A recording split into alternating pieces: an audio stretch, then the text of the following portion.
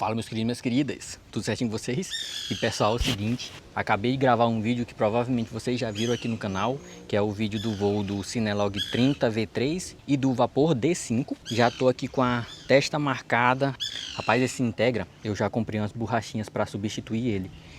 Enquanto eu tô voando, isso aqui não dói, mas depois que eu tiro, eu vejo que tá tudo vermelho. Principalmente aqui assim, ó. Mas já tá chegando a borrachinha nova. Mas esse vídeo é para dizer que eu ainda não cansei de voar.